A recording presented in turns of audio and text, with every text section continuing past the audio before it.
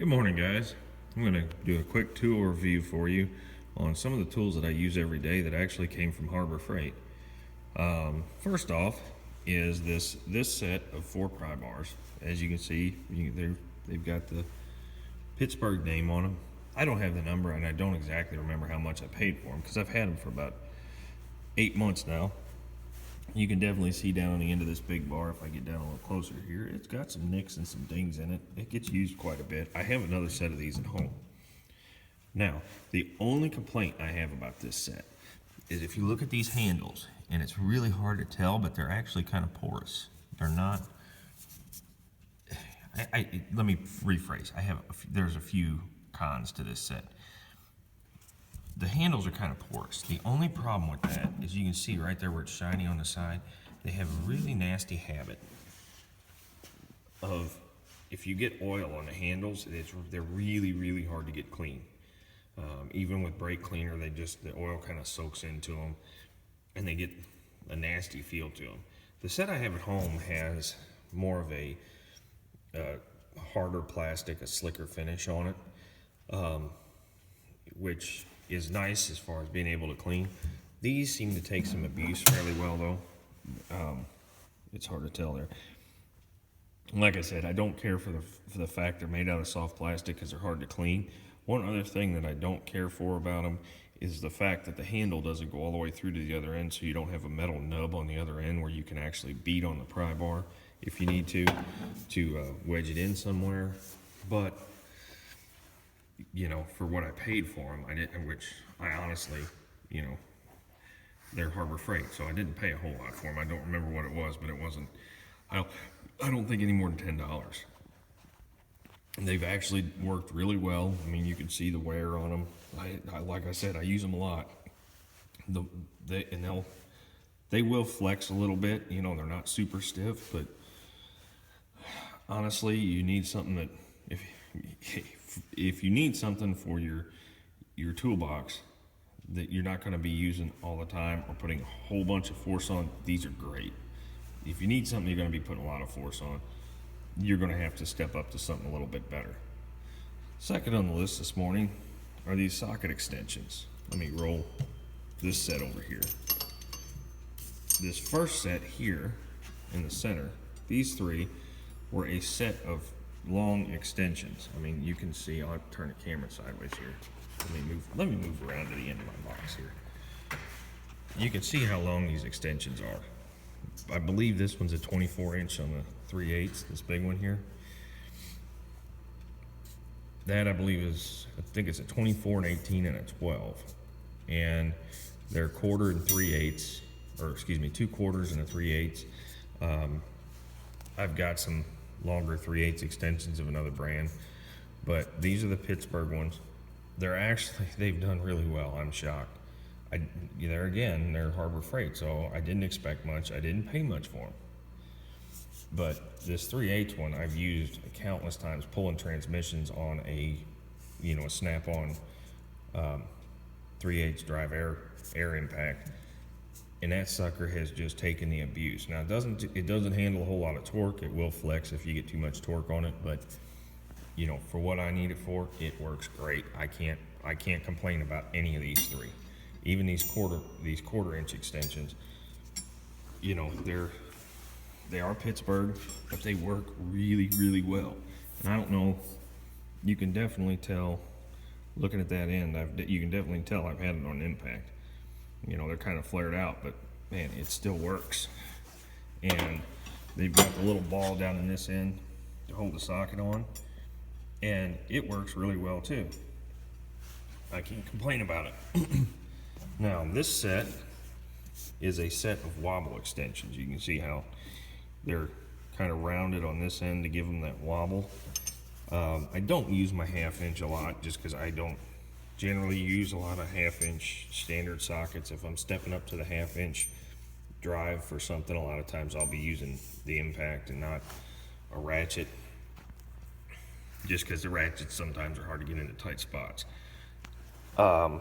So these haven't seen a lot of use. The 3/8, on the other hand, I give them quite a bit of use, and they actually work really well you know, in situations where they're needed. I do have some 3/8 drive wobble sockets, so, you know, they kind of get traded off. One thing that is kind of nice about these extensions is it's an upside and a downside. If you push on the socket, if you push in on the ratchet while you're using it, the socket will actually seat further down, and I don't know if, it will seat down against that, kind of that flat spot on top, and it'll actually hold it straight. You won't get the wobble effect. Now, the only complaint I have about this set are the quarter drives. I mean, as you can see, I don't know if, let me get it to focus here. There we go. As you can see, they have to cut them down quite a bit to get them to give you that wobble effect right in here. I mean, that's my index finger right there, so you can see how small that is. The problem with that is I only have one quarter drive left because the rest of them I've actually broken. A little too much torque. You know, I just bared down on them with the ratchet when I probably shouldn't have, and they broke. But aside from that, for the money I paid for them, I can't complain about them. You know, they don't have a real great warranty. They will cover them. But, you know, that being said, the other thing, next thing on the list here are the two hammers. This one is just a standard ball peen. You know, you really can't screw up a hammer. You can see it's got some abuse from me, you know, get in tight spots and need to use it sideways. The faces have held up really well. I've beaten on everything with this hammer. The handle's even held up well. I mean, you can see I've overstruck a few times. You know, there's some pretty good gouges in that handle, but it's held up. It hasn't splintered. The finish they've actually used on it is really holding up well. I've wiped this thing down with brake cleaner several times to get oil and grease and stuff off of it, and the finish is, I mean, it's still there. It's still nice and slick. This hammer was one of Harbor Freight's cheap dead blows. I don't know if you can hear that. Yeah, it's got the shot in it. I mean, you look at the faces, it's beat up, but none of the shots come out. I use this thing constantly.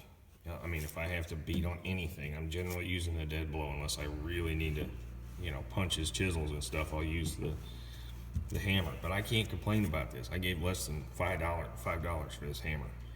This thing, if it fell apart today, I'd just go buy another one. I mean, I cannot complain. And I don't know if you can read the hammering or the lettering on it, but it just says dead blow unit cast 1.5 pounds. So this is a 1.5 pound hammer. Now, these are the tools that I use every day that have come from Harbor Freight. No complaints about them. I would highly recommend any one of these tools, especially to a homeowner. You can't go wrong. For the money you're going to spend, you know, you could spend 2 or 3 times as much to get a name brand with a lifetime warranty. But I've been using these in the shop on a daily basis for almost a year with no issues. Now, a few other things that I got from Harbor Freight that I do really like. Not the sockets, those are all Craftsman, but these racks. These things, the set wasn't, I've got, I think, parts of 3 different sets in here. I had to buy 3 different sets to get enough of the 1/4 and 3/8 racks, but I've got a couple halves at the house because I didn't have as many 1/2-inch sockets. Now, I honestly, like I said, I've been using these things for a year and a half. I can't complain about them. They've got the nice square, oops, lost that socket. They've got the nice square down here at the bottom. The sockets set down on real nice. They're fairly sturdy.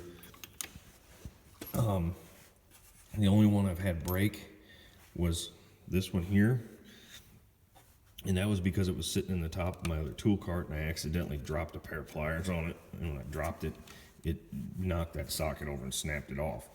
But otherwise, these things, they've held up really well. You can still read all the numbering on them, all the lettering. You know, they haven't really, for the price I paid probably less than, oh heck, $10 a set. and you have to buy them as either standard or metric sets because of all the different numbering on them. So I've got a couple sets in here, but for the price and how useful they are, I can't complain about them at all. One other thing I got from them were these wrench racks. These are metal. These things were cheap. They have the screw holes in the top of them back here. I don't know if you can see, yeah, they got these screw holes so you can hang them on your wall. They've got a handle up here with a rubber coating on it so you can pick them up and carry them if you need to. They're, you know, over time they do bend. They were really hard to get the wrenches in the first time, but you know, they lock in there nice and tight still. And I've been pulling the wrenches. That's my 15 millimeter metric. I've been pulling that sucker in and out on a daily basis almost, and it still snaps in. And I've got the same one over here. I actually have 2 more of these at the house. And I've got a couple plastic ones from them that I'm not quite as fond of, but they work well. These metal ones, these things are great. I would highly recommend those to anybody else. And I think that's about it for the Harbor Freight tools that I've got in here this morning. So if you enjoy it, please comment, rate, and subscribe. We'll see you later.